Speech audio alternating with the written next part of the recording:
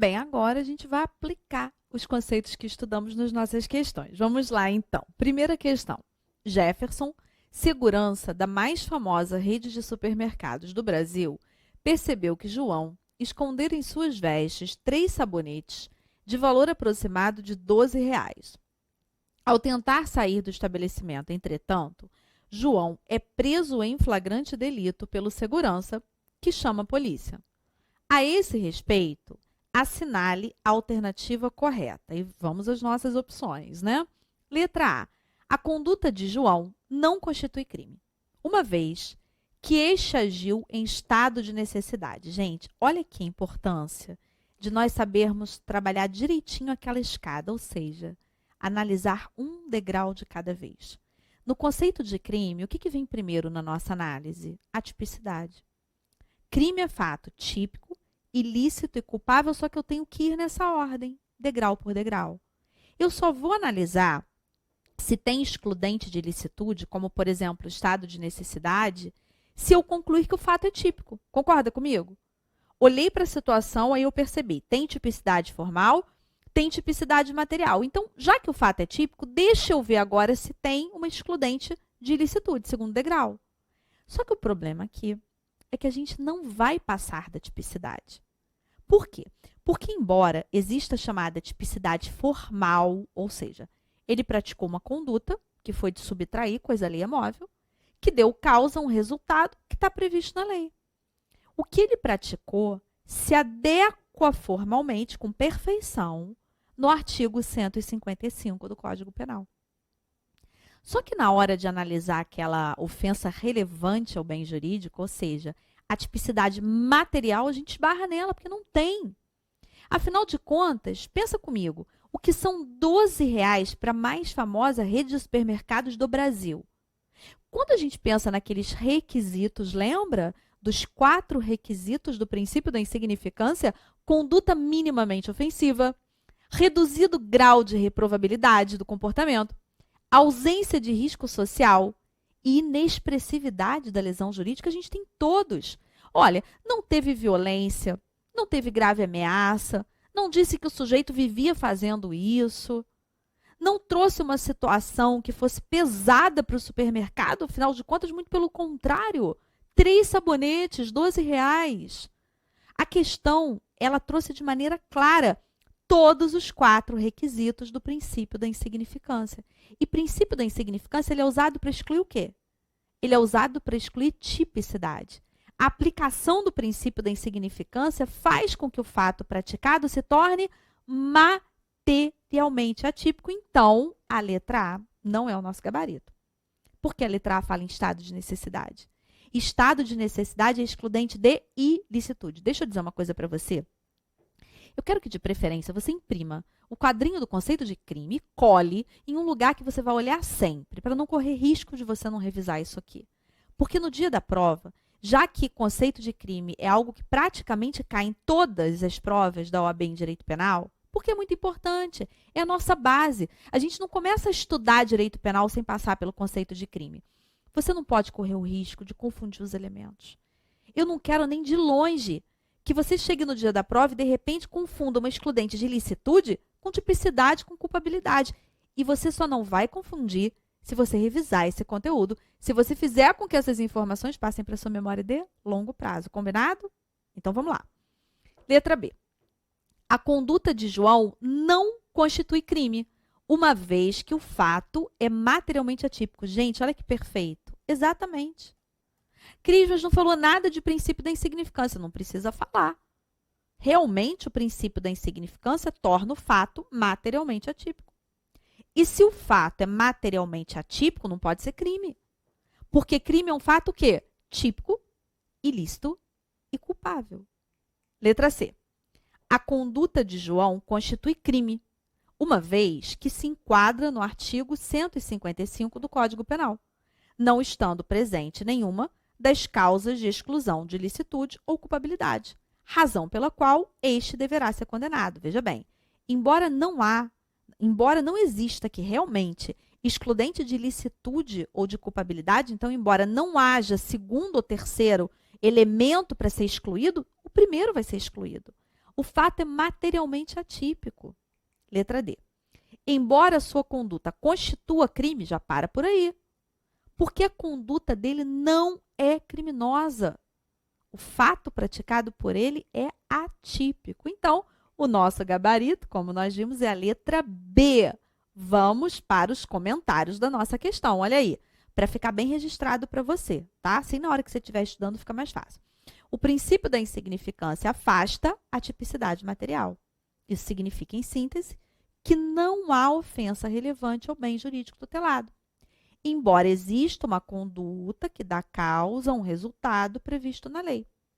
No caso concreto, nós tivemos realmente tipicidade formal, mas materialmente o fato é atípico. E olha, qualquer uma das duas modalidades de atipicidade, seja a atipicidade formal ou a atipicidade material, nas duas situações nós não teremos crime. Perfeito? Questão 2. Carlos presta serviço informal como salva-vidas de um clube, não sendo regularmente contratado, apesar de receber uma gorjeta, para observar os sócios do clube na piscina durante toda a semana. Em seu horário de serviço, com várias crianças brincando na piscina, fica observando a beleza física da mãe de uma das crianças e, ao mesmo tempo, falando no celular com um amigo, acabando por ficar de costas para a piscina. Nesse momento, uma criança vem a falecer por afogamento, fato que não foi notado por Carlos. Sobre a conduta de Carlos diante da situação narrada, assinale a afirmativa correta. E aí vamos às nossas opções, né? Letra A. Não praticou crime, tendo em vista que, apesar de garantidor, não podia agir, já que concretamente não viu a criança se afogando. Gente, eu gostaria que você olhasse para o artigo 13, parágrafo 2º do Código Penal. O artigo 13, parágrafo 2º, ao longo das alíneas, a linha A, B e C, ele vai nos trazer a figura do agente garantidor. O que é o agente garantidor? É aquele que tem o dever de impedir que o resultado se produza. E para o 13, parágrafo 2º, quem é que tem esse dever? Aquele que a lei obriga, é o chamado dever legal, aquele que voluntariamente assume para si a custódia do bem jurídico, que olha só, vou voltar aqui no enunciado da questão. Carlos assumiu para si esse dever, mesmo prestando serviço informal. Portanto, Carlos ele se enquadra como agente garantidor. O artigo 13, parágrafo 2º, ele traz 3 hipóteses de agente garantidor. Quem tem o dever legal, quem assume voluntariamente a custódia do bem jurídico e quem, com seu comportamento anterior, criou o risco da ocorrência do resultado. E aí, veja bem, sempre que o agente garantidor, que é quem tem esse dever de agir, ele deixa de agir, podendo fazer isso. E Carlos aqui podia. Ele não tinha que estar no celular ou prestando atenção na mãe de uma criança, ele tinha que estar vigiando a piscina para ninguém se afogar. Portanto, ele devia agir e podia agir. Qual é a consequência disso? É que o agente garantidor, aquele que deve agir e pode agir para evitar o resultado, quando ele não evita, ele responde pelo resultado. Ele não responde por omissão de socorro, não, hein? Ele responde pelo resultado que ele não evitou. Se o resultado que ele não evitou foi a morte de alguém, qual é o crime dele? Homicídio. Então, vamos lá. Vamos olhar as outras assertivas. B. Deve responder pelo crime de homicídio culposo, diante de sua omissão culposa, violando o dever de garantidor. Ora, quem é que viola o dever de garantidor? O agente garantidor. Acabamos de ver que Carlos era. E se ele se distraiu ali, não queria a morte da criança, mas se distraiu, ele agiu com culpa. Se o agente garantidor responde pelo resultado que ele não evitou e a criança morreu, qual é o crime dele? Homicídio culposo. Ele não queria a morte da criança. Logo, o nosso gabarito é a letra B. Vamos ver o erro das demais. C. Deve responder pelo crime de homicídio doloso. Doloso não, gente. doloso seria se o Carlos não agisse querendo provocar a morte da criança. Aí sim. Afinal de contas, nós vimos o conceito de dolo, né? Letra D. Responde apenas pela omissão de socorro. Não, porque qualquer um que viole um dever genérico de solidariedade responde por omissão de socorro, mas não o agente garantidor. Então, vamos lá. Se, por um acaso, o médico se omite diante de alguém que está passando mal e ele pode prestar socorro, essa pessoa morre, o crime do médico é de homicídio, porque o médico é agente garantidor também. Mas se for qualquer pessoa que esteja passando na rua, que deixe de prestar socorro a quem está precisando de socorro, aí sim, aí é crime de omissão de socorro. No crime de omissão de socorro, que é um crime omissivo próprio, o que se viola é um dever genérico de solidariedade. Se você na prova se depara, não com qualquer pessoa, mas com um agente garantidor se omitindo, o crime dele não é de omissão de socorro, não. O agente garantidor, ele responde pelo resultado que ele não evitou. Perfeito? Olha aí os nossos comentários.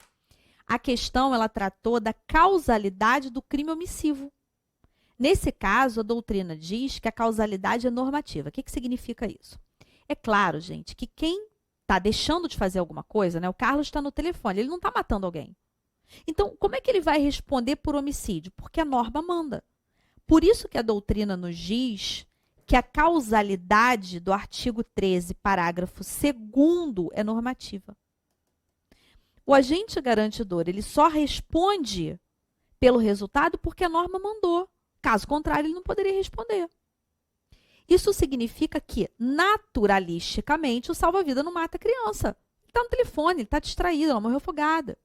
No entanto, ele responde pelo homicídio porque o 13, parágrafo 2º, prevê essa causalidade.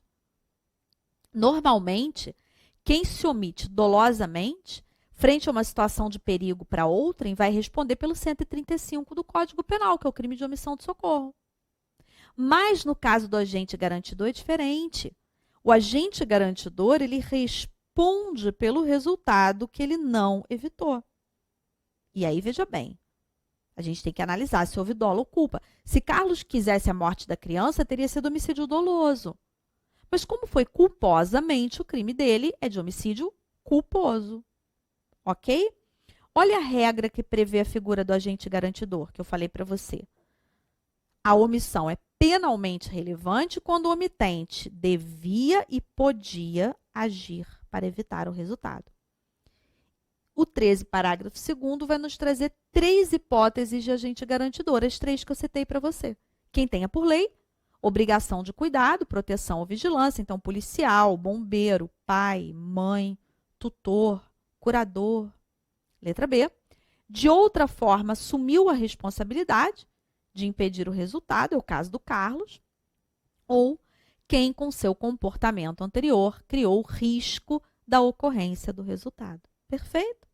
Vamos para a nossa terceira questão. O Wilson, competente professor de uma autoescola, guia seu carro por uma avenida à beira-mar. No banco do carona está sua noiva, Ivana. No meio do percurso, Wilson e Ivana começam a discutir. A moça reclama da alta velocidade empreendida. Assustada, Ivana grita com Wilson, dizendo que se ele continuasse naquela velocidade, poderia facilmente perder o controle do carro e atropelar alguém. Wilson, por sua vez, responde que Ivana deveria deixar de ser medrosa e que nada aconteceria, pois se sua profissão era ensinar os outros a dirigir, ninguém poderia ser mais competente do que ele na condução de um veículo. Todavia, ao fazer uma curva, o automóvel derrapa na areia trazida para o asfalto por conta dos ventos do litoral, o carro fica desgovernado e acaba ocorrendo atropelamento de uma pessoa que passava pelo local. A vítima do atropelamento falece instantaneamente. Wilson e Ivana sofrem pequenas escoriações. Cumpre destacar que a perícia feita no local constatou excesso de velocidade. Nesse sentido, com base no caso narrado, é correto afirmar que, em relação à vítima do atropelamento, o Wilson agiu com, olha que interessante, o que você marcaria aí? Percebeu que a questão deixou muito claro para você? Primeiro, que o Wilson, ele estava sendo imprudente. Ele estava agindo com culpa. Ele estava dirigindo em excesso de velocidade, não observando, portanto, um dever objetivo de cuidado. E aí você pode pensar assim, Cris, mas isso não seria dolo eventual? Não. Porque no dolo eventual, a questão, ela precisa deixar claro para você que o agente prevê o resultado e assume o risco da ocorrência. O Wilson não. Muito pelo contrário, quando ele foi alertado pela noiva dele, ele disse, imagina, eu ensino as pessoas a dirigirem? Imagina se eu vou provocar um acidente? Ou seja, ele acreditava sinceramente que o resultado não ia se produzir na hipótese concreta. Ou seja, o Wilson agiu com culpa consciente. Nosso gabarito é a letra C. Ou seja, ele teve previsão do resultado, a Ivana alertou ele, mas ele acreditou sinceramente que o resultado não fosse ocorrer. Tranquilo, né? Comentários. A culpa consciente caracteriza-se pela existência de previsão quanto ao resultado. Ou seja, o agente previu o resultado como possível, embora, e é isso aqui que vai diferenciar do dolo eventual, acredite sinceramente que o resultado não irá se produzir. Este é justamente o ponto que diferencia a culpa consciente do dolo eventual, já que no dolo eventual, o agente não se importa caso o resultado venha a ocorrer. Tranquilo, né? Então, vamos para a próxima questão.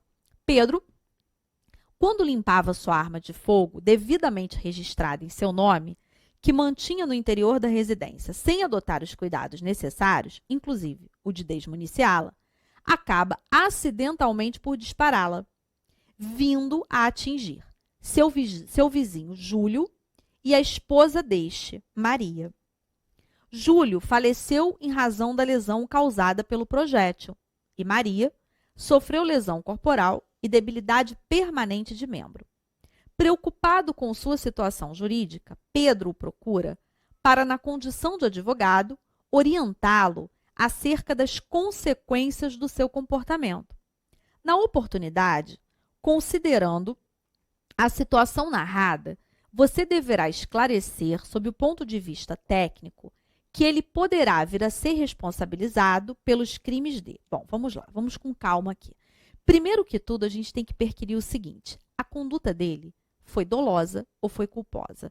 E a questão, ela deixa muito claro para a gente, eu vou voltar lá, vamos lá, deixa muito clara a existência de culpa. Olha, ele deixa de adotar os cuidados necessários. E quando nós falamos em culpa, culpa é justamente uma inobservância do dever objetivo de cuidado. O que pode se manifestar, como nós vimos, por negligência, por imprudência ou por imperícia. Então, ele agiu com culpa. Culposamente, portanto, com uma mesma ação, ele matou uma pessoa e lesionou outra. Então, vamos lá. Se ele culposamente matou uma pessoa e lesionou outra, quais foram os crimes praticados? Homicídio culposo e lesão corporal culposa. Agora sim, a gente pode analisar as opções. Vamos lá. Letra A. Homicídio culposo, lesão corporal culposa e disparo de arma de fogo. Disparo de arma de fogo não. Sabe por quê? Porque o crime de disparo de arma de fogo, previsto no artigo 15 do Estatuto do Desarmamento, não admite modalidade culposa. Ele não disparou a arma porque quis. Letra B. Homicídio culposo e lesão corporal grave. Lesão corporal grave, não. Por quê? Porque lesão corporal grave é crime doloso. Nós não temos lesão culposa leve, lesão culposa grave e lesão culposa gravíssima. Lesão culposa é uma só. Quando nós classificamos a lesão em lesão leve, lesão grave, lesão gravíssima, é só quando há dolo. Perfeito? Letra C. Homicídio culposo e lesão corporal culposa. Até aí estaria certo. O problema foi a assertiva falar em concurso material. Por quê? Nós temos 3 modalidades de concurso de crimes no direito penal. O concurso material, o concurso formal e o crime continuado. Só que se você fizer aquela nossa pausa estratégica e olhar para os artigos que tratam das modalidades de concurso, você vai perceber o seguinte: que no concurso material e no crime continuado, nos dois, nós temos que ter mais de uma conduta.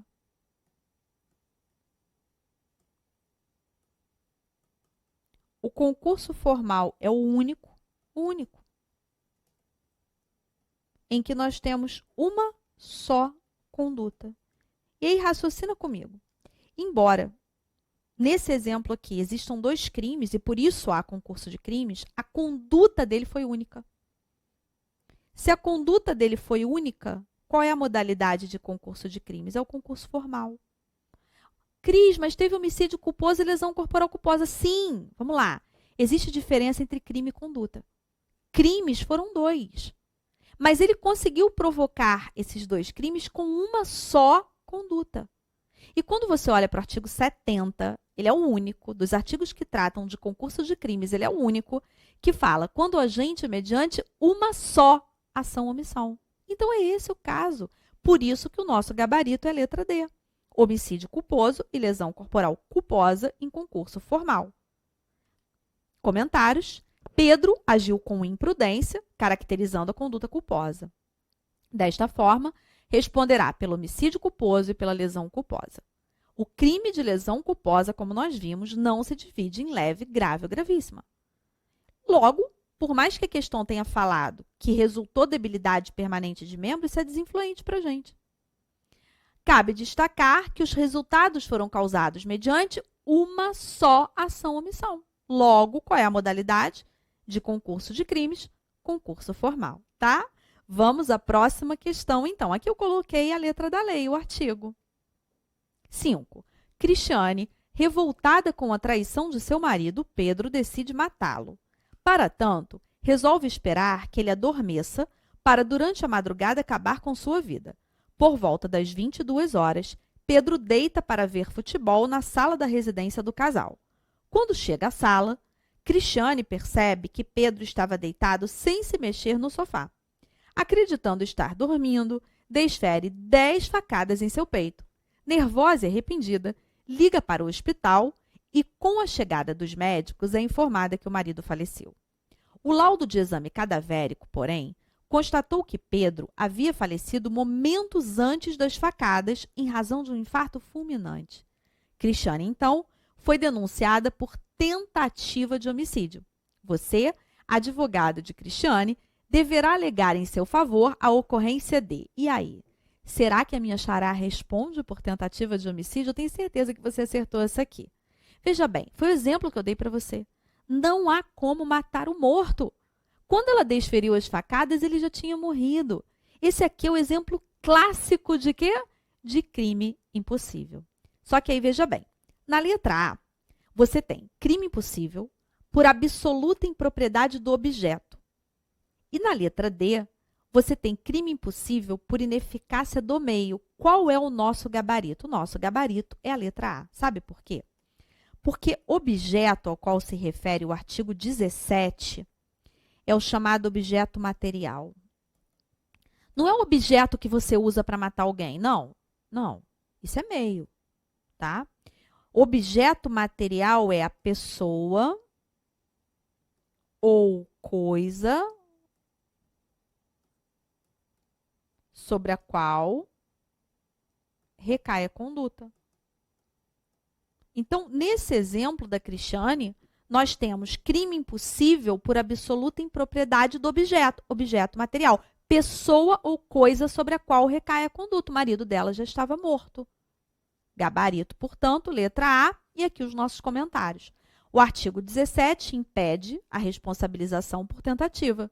Estando a vítima já morta, há absoluta impropriedade do objeto, objeto material, pessoa sobre a qual recai a conduta. Eis que é absolutamente impossível matar quem já se encontra morto. Tranquilo?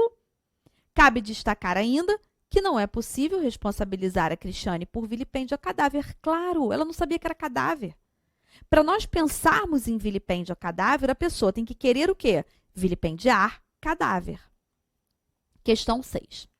Durante uma discussão, Teodoro, inimigo declarado de Valentim, seu cunhado, golpeou a barriga de seu rival com uma faca com intenção de matá-lo. Ocorre que, após o primeiro golpe, pensando em seus sobrinhos, Teodoro percebeu a incorreção de seus atos e optou por não mais continuar golpeando Valentim, apesar de saber que aquela única facada não seria suficiente para matá-lo. Olha que interessante. A questão dizendo claramente que ele poderia prosseguir. Ou seja, ele ainda não tinha praticado todos os atos de execução que ele pretendia, só que ele parou. Ou seja, ele não prosseguiu nos atos de execução. Isso te lembra alguma coisa? Olha aí as nossas opções. Neste caso, Teodoro não responderá por crime algum diante de seu arrependimento. Veja bem, claro que ele responderá. Ele responderá nos termos do artigo 15 pelos atos já praticados. O que, afinal de contas, ele provocou na vítima? Lesão corporal. Lembra que a gente vai abstrair o dolo que ele possuía? Agora vamos lá. A gente precisa saber aqui qual das hipóteses do artigo 15 aconteceu.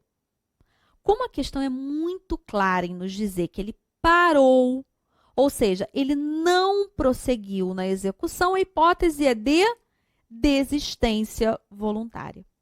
Portanto, nosso gabarito é a letra B. Responderá pelo crime de lesão corporal em virtude de sua desistência voluntária.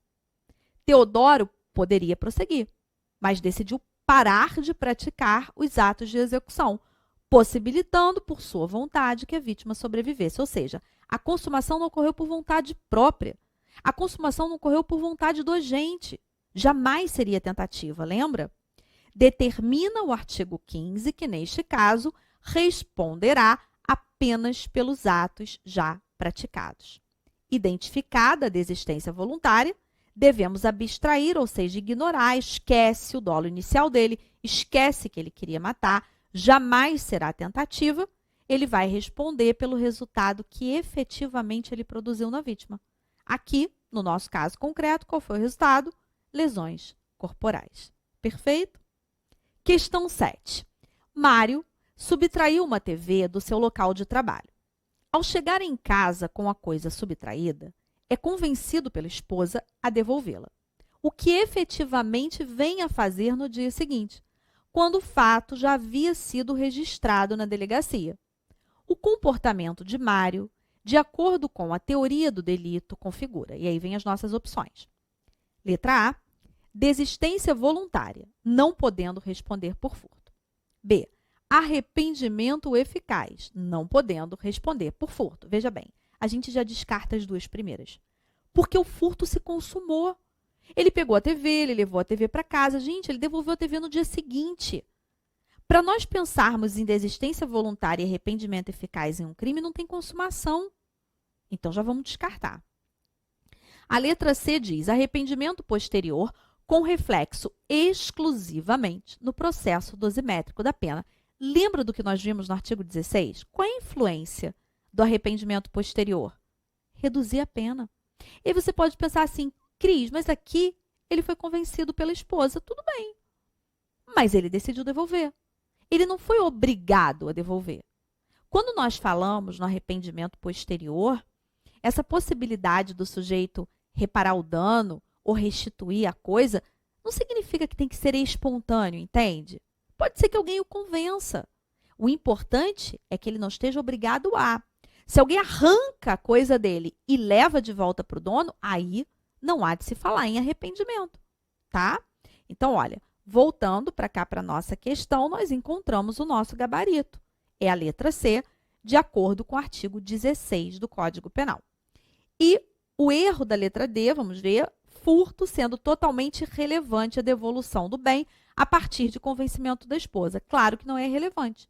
Ela convenceu, ele ficou convencido, foi lá, devolveu, nós aplicamos o artigo 16, portanto, O nosso gabarito é a letra C e aqui os nossos comentários.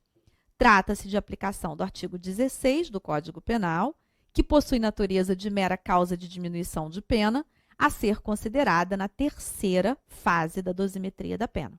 O arrependimento posterior, nós vimos que ele não afasta o crime, ele só vai influenciar na pena que será reduzida. Terminamos por aqui. Foi um enorme prazer estar com você. No nosso próximo encontro, nós prosseguiremos com o nosso conteúdo de direito penal e eu espero que antes do nosso segundo encontro você pegue o material aqui do primeiro para você reforçar tudo isso que a gente estudou. Porque aí, com o passar das aulas, você vai começar a linkar os assuntos, a desenvolver o seu pensamento abstrato. É exatamente isso que a gente precisa fazer para a sua prova.